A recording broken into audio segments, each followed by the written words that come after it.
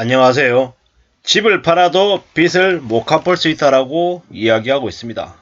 부동산 경착륙 경고음이 나오고 있는데요.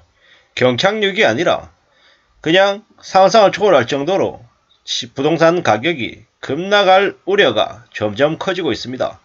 이미 지금 현재 많은 사람들이 우려의 목소리를 내고 있고 사는 게 쉽지 않다라고 이야기합니다. 대출을 3억을 대출받아도 불과 한 1년 전만 해도 이자가 한 2.45% 정도였습니다. 그러면 어떻습니까? 3억에 한 2.5%면 대략 계산해가지고 1년에 월에 한 60만원 정도 이자를 내면 됐죠. 이자를. 근데 지금은 대략 한 100만원 이상을 내야 됩니다. 100만원 이상을. 100만원 이상을 낸다라고 하는 건 이자가 거의 2배 이상 올랐다라는 거죠. 이자가 한 2.5% 정도에서 이제 벌써 한 5% 훌쩍 넘겨서 내는 사람들이 많다라는 겁니다. 근데 문제는 2023년이 이제 되면 이제 내야 될 이자가 이제 7%, 8%, 9% 이렇게 된다라는 거죠. 2021년하고 비교하면 내야 될 이자만 한 3배가량 늘어날 수가 있다라는 겁니다. 60만원 내다가 180만원 내면 어떻게 살겠습니까? 무려 한 120만원 정도를 더 내야 되는 건데 감당하기 어려운 거죠. 3억을 기준으로 말씀을 드린 겁니다. 5억을 빌렸다고 치면요. 어떻게 됩니까? 3% 기준이면은 1년에 이자가 5, 35, 1,500만원.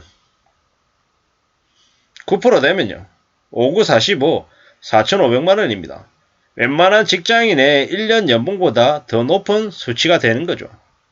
견딜 수 있을까요? 버틸 수 있을까요? 이자 부담이 커서 저렇게 내야 될 이자가 큰데 만약에 집값까지 떨어지면요. 그때는 더 답이 없는 거죠. 왜냐? 집값이 떨어지면 그만큼 담보 가치가 하락하기 때문에 금융권에서는 일시 원금 상환 요구를 할 수밖에 없다라는 거고 돈이 없는데 그렇게 일시 원금 상환을 요구받으면 어떻게 합니까? 못 버티는 거죠. 또 은행이 요구하는 대로 가상금리 2% 3%더 내라 그러면 어쩔 수 없이 끌려다니는 거고 또한 대출 기한을 30년짜리를 40년으로 40년짜리를 50년으로 하자 그래도 고개를 끄덕일 수밖에 없다라는 겁니다. 이게 문제라는 거죠. 정말로 이러한 사항들을 해결할 수 있는 극단적인 방법은 집을 파는 건데 이제 자기가 진 빚보다 집값이 더 낮으면 이제 이러지도 못하고 저러지도 못하고 그냥 해결하기 위해서 행동으로 못 옮기는 거죠. 그냥 버티는 거죠. 근데 버티면 그냥 삶이 괜찮아집니까? 안 괜찮아지죠. 삶이 그냥 미치는 거죠. 지금 현재 이 뉴스에서 얘기할 때는 전세 가격이 급락할 경우에는 집주인의 11%가 돈을 빌려야 보증금을 내줄 수가 있는데 저게 과연 가능할까라는 거죠. 앞으로 집값이 2022년 6월 말보다 20% 떨어지면 대출자 100명 중에 5명은 보유한 집 등 자산을 다 처분해도 빚을 못 갚는다. 그리고 전세 가격이 급락하면 전세를 내준 집주인의 11%는 대출을 안 받고는 전세 보증금을 돌려주기 어려운 걸로 분석됐다. 이렇게 얘기합니다. 근데 우리가 이렇게 얘기하지 않는다 해도 충분히 현재 상황이 안 좋은 걸 잘 압니다. 부동산 시장은 거래 절벽이고 금리는 더 오르고 가계부실은 점점 그에 따라서 악화되고 있기 때문입니다. 금리가 상승하는 과정에서 부동산 가격이 빨리 떨어지면 이제 고위험 가구 비중이 이제 급격히 늘은 거죠.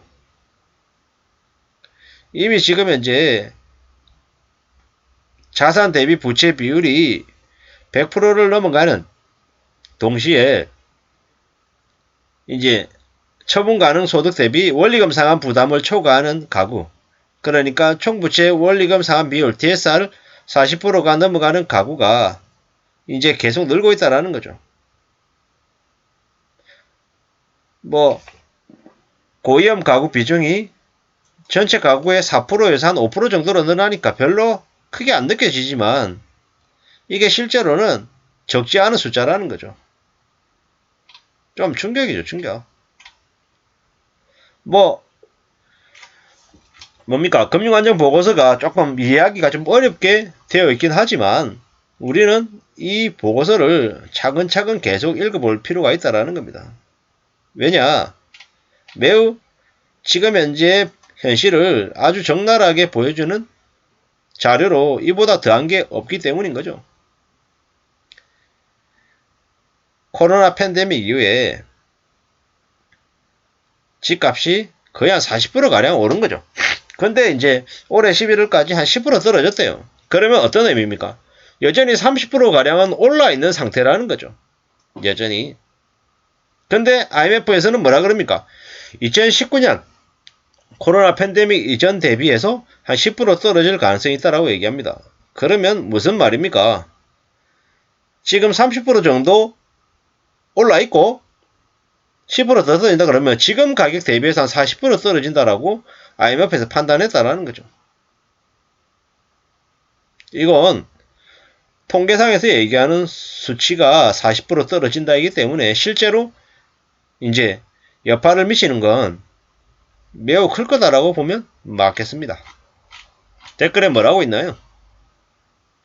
부동산 폭등 정점에 투기 욕심에 영끌한 사람들을 챙기려다 보니 국민들 대부분의 이자 고통, 월세 고통이 계속된다.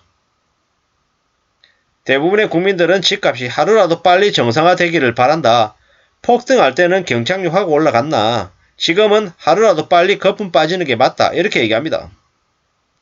미치게 폭등한 집값이 폭락으로 이어지는 건 당연한 원리인데 왜 엉뚱한 정책을 펼쳐서 서민들을 더 지옥으로 몰려고 하냐. 물린자는 어디에나 존재하는 것, 주식 손실도 보상할 거냐, 빚을 갚아줄 만큼 재정이 탄탄하냐, 뭐 이러는 거죠. 집 하나도 못 갚으면 은행 돈 빌리고 지인 돈 빌리고 갖고 있는 거 모두 팔아서 갚아야지. 선택에 대한 책임은 본인이 져야 한다. 한참 더 떨어져야 한다. 집값이 수십억 가는 게 말이 되나. 이렇게 이야기하고 있습니다. 이게 현실이라는 거죠. 우리가 그동안에 부동산 관련해서 너무 욕심을 부리고 탐욕을 가진 탓에 부동산 시장이 비정상을 뛰어넘어서 아수라장, 지옥이 됐다라는 걸 우리는 잊지 말아야 될 것 같습니다. 부동산 경착륙이 아니라 부동산 폭락을 발휘해야 될 정도로 상위 매우 안 좋음을 잊지 말아야 될 것 같습니다. 이상입니다.